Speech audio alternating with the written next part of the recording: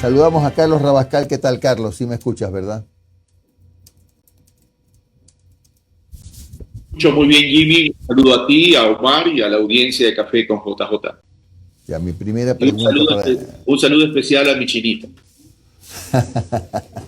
Bueno, Carlos, mi primera pregunta para dejarte con Omar es ¿cómo está la conformación de este frente del que hablaste y en qué estás empleando tiempo en estos días? Porque mucha gente se pregunta, ¿qué están haciendo los precandidatos a la presidencia? Bueno, tú, como ustedes conocen, desde el año 2019, nosotros venimos proponiendo la construcción de un gran frente de unidad a efectos de sacar al país de la crisis. Lamentablemente, el país vive de coyuntura en coyuntura, de crisis en crisis, y los partidos políticos no están exentos de esas crisis.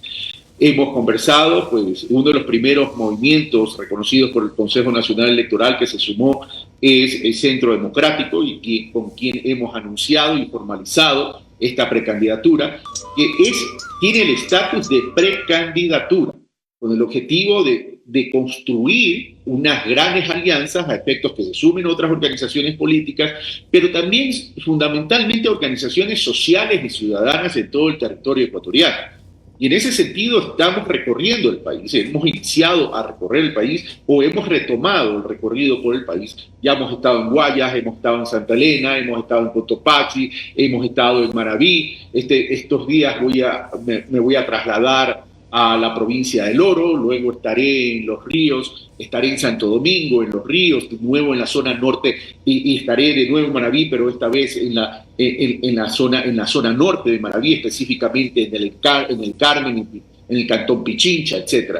¿Y qué hacemos en estos recorridos? Básicamente estamos reuniéndonos con organizaciones sociales y ciudadanas, nos estamos reuniendo con gremios de pequeños productores para poder conversar sobre sus problemas y a partir de agendas temáticas estamos planteando están planteando de parte de ellos para incorporarlas a nuestro plan de trabajo es las soluciones estructurales a esos problemas, ¿verdad? Por ejemplo, con el Frente Amplio de Agropecuario y Pesquero se trabajaron 4 ejes temáticos fundamentales y las soluciones venían de ellos. Yo lo que hacía era de facilitador e íbamos desarrollando todas esas soluciones y las estamos incorporando al plan de trabajo. En el tema de violencia, el tema de violencia de género, en Maraví nos reunimos con una agrupación de mujeres importante en términos de tamaño, y igual hemos detectado cuáles son los puntos más sensibles a efectos de poderlo incorporar también al plan de trabajo y buscar soluciones concretas que neutralicen y desaparezcan en buena hora la violencia contra la mujer. Nos hemos reunido también con grupos LGTBI para poder conversar sobre los derechos de ellos y poder establecer las líneas sensibles que a ellos les preocupan, que no tiene nada que ver con ideología de género, por si acaso. Tiene que ver simplemente con el respeto de los derechos, accesos de trabajo, participación política, no violencia, etc. Así que en esa mecánica y en esa dinámica estamos recorriendo el país. Carlos, buenos días. Omar Jaén te saludo. ¿Cómo has estado? No te veo, Omar, ahora sí te veo. Buenos Carlos, días. Consulta. Ya vamos a retomar un poco la parte político-electoral, pero siempre es importante hablar con quienes aspiran a llegar a Carondelet sobre la situación actual del país. A ver, estamos a puertas de cumplir los 60 días del estado de excepción, se van a renovar por 30 días más, o sea que hasta mediados de abril más o menos vamos a estar con este tema de la militarización. Tenemos a puertas una consulta popular. ¿Qué te parece la consulta popular? ¿Has podido revisar las preguntas? ¿Te parecen pertinentes? ¿Te parecen necesarias? ¿Te parecen urgentes? A ver, comencemos por el principio. El país está viviendo una crisis que creo que es una crisis la más delicada que hemos tenido. Pero lamentablemente el Ecuador viene viviendo de crisis en crisis desde que regresamos a la democracia. Siempre hemos vivido en crisis, lo cual refleja entonces la ineptitud que ha tenido el país para poder resolver problemas estructurales. Desde hace 46 años que que regresamos a la democracia, los problemas siguen siendo los mismos, pero más intensificados y con una incorporación de algo nuevo que tiene que ver con el tema del crimen organizado y que tiene que ver fundamentalmente con el narcotráfico. Ahora bien, la consulta popular no es buena ni mala per se, depende para qué se la utilice. El espíritu de una consulta popular es para convocar a la ciudadanía en ese espíritu de participación ciudadana y que sea la ciudadanía la que diga y establezca el derrotero del país, es decir, el sendero del país, para solucionar temas estructurales del Ecuador. Lamentablemente las consultas populares y los referéndums han sido tan manipulados, tan irresponsablemente manejados, que prácticamente se los está utilizando a efectos de poder legitimar o como un instrumento político para mejorar la aceptación, la credibilidad o la popularidad del gobierno de turno.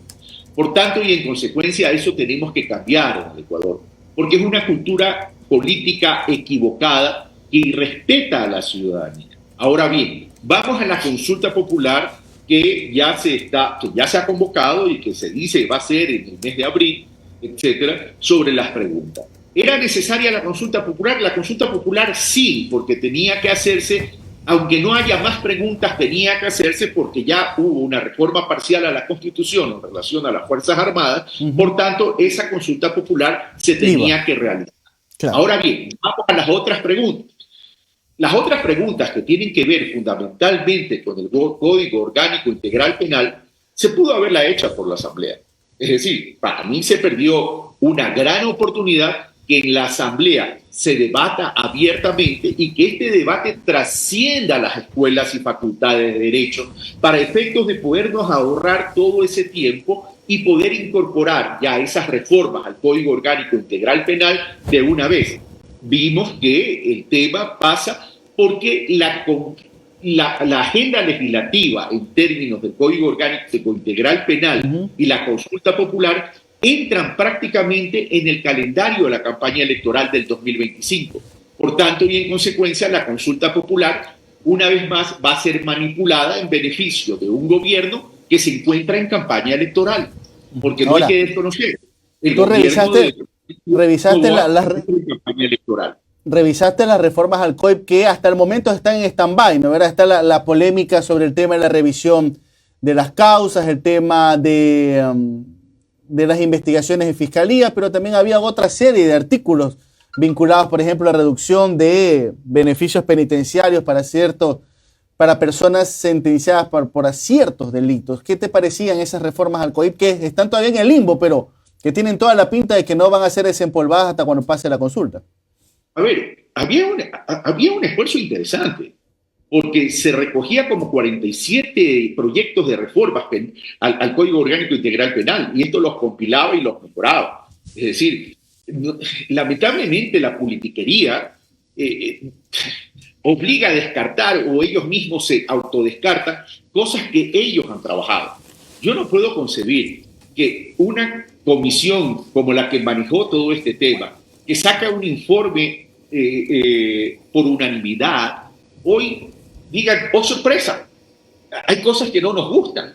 Y por último, si hay cosas que no les gustan, traten esas cosas específicamente aparte y definan, pero no sacrifiquen todo un trabajo que hoy más que nunca el país requiere en términos de una reforma a ese Código Orgánico Integral Penal. Y el otro tema es, cuidado, pensamos que el tema penal resuelve todo. Es decir, cuidado, pensamos y seguimos en esa línea que incrementar penas va a solucionar el problema de la inseguridad en el país. Hay cosas que son viables, pero hay cosas que se tienen que complementar con reactivación económica productiva, con generación de trabajo, con política social.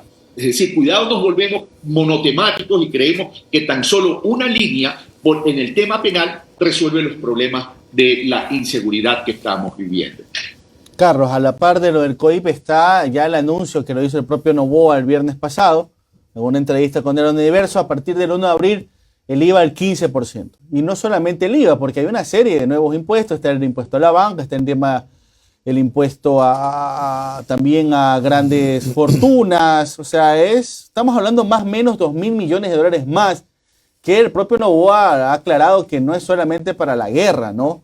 Sino también para pagar a municipios, prefecturas, proveedores con los cuales están atrasados, e intentar buscar ese financiamiento de 11.000 millones de dólares que se necesita solo para este año. ¿Te parece adecuado, necesario, más que adecuado, necesario ese aumento que dice Noboa que es temporal? ¿Te refieres, lo temporal te refieres al IVA?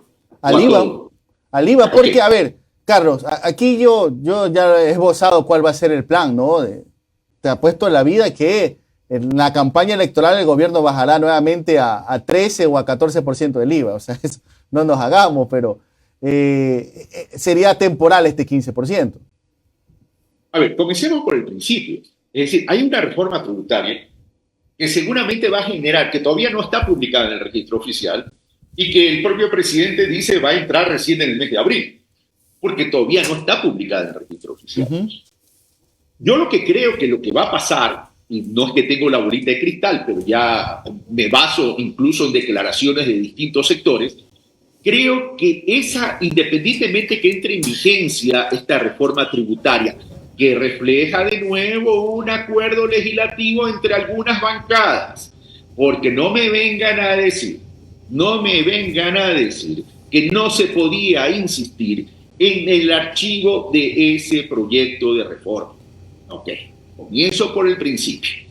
Segundo, como va a pasar por el Ministerio de la Ley, y como en ese gran locro de papas que es esta reforma, ¿verdad?, donde hay variedad de papas, ¿verdad?, hay determinados tipos de afectaciones, comenzando porque el veto parcial ya está cuestionado. Y en ese sentido, seguramente se van a presentar recursos de inconstitucionalidad. Y habrá que ver cuánto se demora la Corte Constitucional en resolver esos recursos inconstitucionales, ya sea por las contribuciones a utilidades extraordinarias o ya sea porque el veto parcial trata y toca temas que no podía tratar. Vamos a ver. Ahora, mientras se da eso, igual entra en vigencia y el gobierno nacional entrará a cobrar o aplicar estos nuevos impuestos. Comencemos por el IVA. Un IVA del 12 al 15% es regresivo y afecta el consumo. De nada sirve ese proyecto de turismo donde bajan impuestos, etcétera, etcétera, si no hay capacidad de consumo. Es decir, ¿a qué me refiero con regresivo? Y bueno, permíteme poner un ejemplo.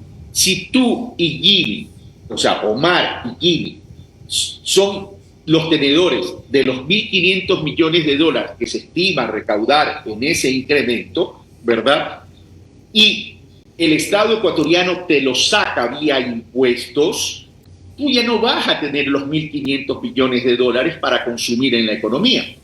Entonces, si esos 1.500 se reducen de la capacidad de consumo en la economía, la producción disminuye. Y si la producción disminuye, también disminuye la capacidad de generar nuevo trabajo, la capacidad de generar trabajo, la capacidad de generar empleo.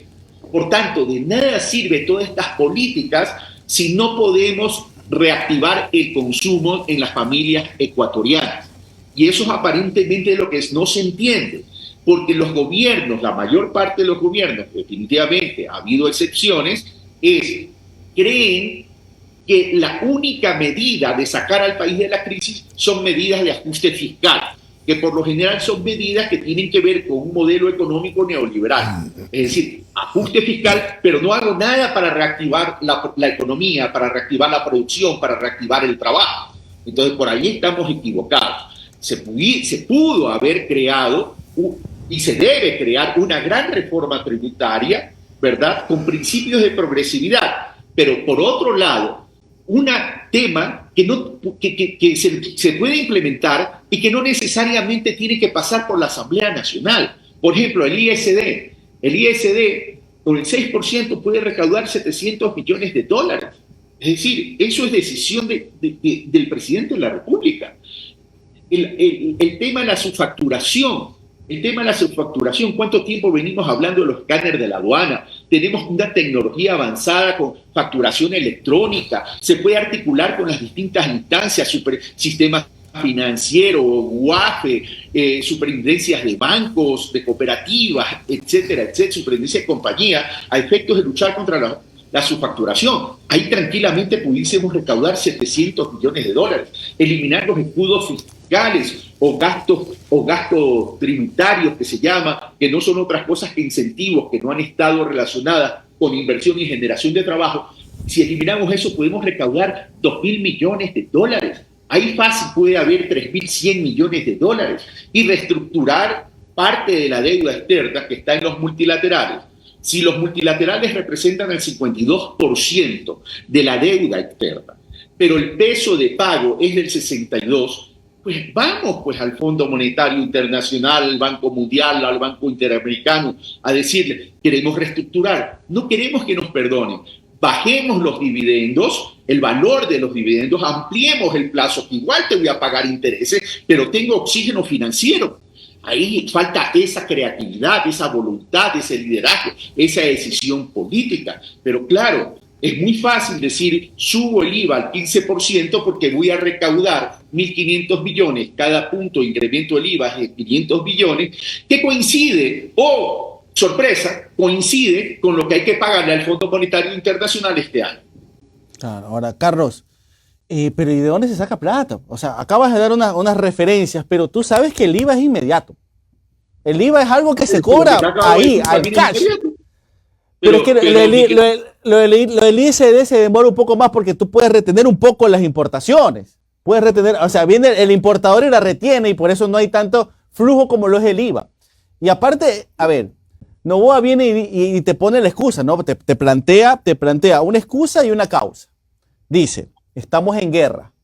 Yo necesito, y para esto, y como para meter un poco más de presión, crea este bono para militares y policías justo en este momento, que necesita financiamiento. Pero está el tema también de la emergencia invernal, que siento que todavía el país no capta o no entiende la realidad de lo que es la crisis que está provocando las inundaciones en estos momentos. Solamente en Chone, ¿cuánto era, Jimmy? 45 millones. 45 millones de dólares. Solo en Chone. Entonces, a ver, primero que lo que acabo de plantear es de inmediato. No necesitas ni reforma.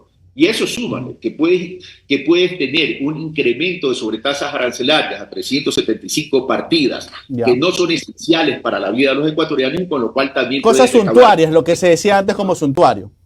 Sí, es decir, ¿estamos en crisis o no estamos en crisis? Estamos en crisis. Entonces apliquemos medidas radicales en medio de la crisis, pero que no afecten al consumidor, que es el ciudadano común, que eres tú, que es Jimmy, que es las personas que nos están escuchando.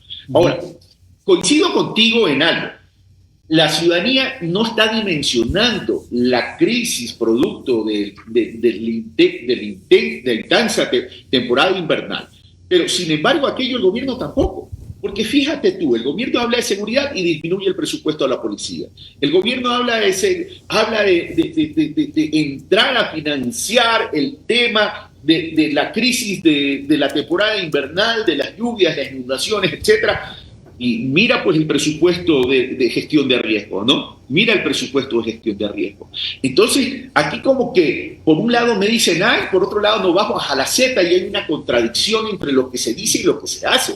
Entonces tenemos que comenzar a poner el dedo en la llaga. ¿Cómo vamos a resolver el problema de la crisis? ¿Cómo vamos a reactivar la economía? En el tema de trabajo, por ejemplo, que los escuchaba que ustedes daban algunas cifras, algunos indicadores que son provenientes del Instituto Ecuatoriano de Estadística y Censo. Mira, a mí lo primero que me llama la atención es que el universo de la población económicamente activa disminuye en 109.700 personas. Es decir, la población económicamente activa disminuye en 109.700 personas. ¿Qué significa eso? Que si disminuye la población económicamente activa, no es que se han muerto, porque hay un cambio generacional, pues evidentemente. Está reflejado con la migración. Entonces no hemos sido capaces de mantener a nuestra gente con políticas que les permitan tener acceso a libertades y derechos como es el trabajo. Entonces estamos obligando a la gente, a los jóvenes sobre todo, a migrar o a morirse de hambre, y a los jóvenes que están en la extrema pobreza, en ese umbral de la pobreza, a convertirse en delincuentes. ¿Dónde está la política social que nos permita parar eso? Antes de que termine el tiempo, volvamos rápidamente al tema político electoral. Aquí ayer tuvimos a dos precandidatos presidenciales, a Pedro Granja y a Bolívar Armijos. Y los dos a la larga llegaron a un consenso en sus comentarios. Hacen un llamado a hacer tipos de primarias a la interna de la centroizquierda. Decir, ok, estamos todos en el derecho de poder aspirar a llegar a Carondelet, pero tenemos que llegar a un candidato que pueda ser el consenso de la centroizquierda. ¿Te parece bien ese comentario? ¿Te parece utópico en este país? A ver, lo que me parece es que primero hay que ponerse las medias antes que los zapatos. Seguimos hablando del proceso electoral y seguimos hablando de la necesidad, que es lo ideal, porque yo también lo he propuesto, ¿no? De crear un gran frente, una unidad. Pero partamos. ¿A partir de qué? ¿A partir de qué? ¿Cuáles son los puntos de coincidencia para sacar al país de la crisis? ¿Cuál es el plan de desarrollo? ¿Cuál es el plan de gobierno? ¿Cómo lo vamos a hacer? Porque cuidado, pasa lo que siempre pasa. O sea, vamos al proceso electoral, se llega a ganar las elecciones y el día de mañana en la asamblea todo el mundo se pelea. ¿Por qué? Porque no hay una cancha trazada a efectos de saber qué es lo que vamos a hacer. Yo planteo desde el principio planteemos ese plan de desarrollo, planteemos ese plan de gobierno, tracemos la cancha para que el día de mañana no haya ese tipo de inconvenientes.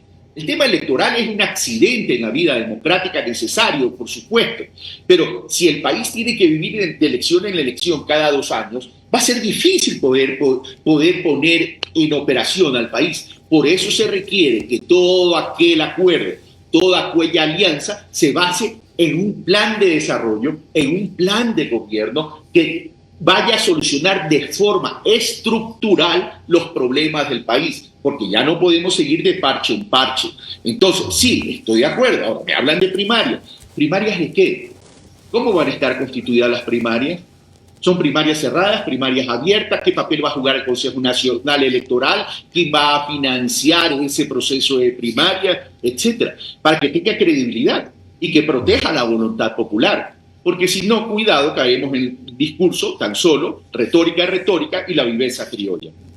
Claro, ahora para concluir, Carlos, ¿tú te sentarías, por ejemplo, a conversar con Luisa, con Isa, con Granja, para cruzar algunas ideas y explorar la posibilidad de un frente?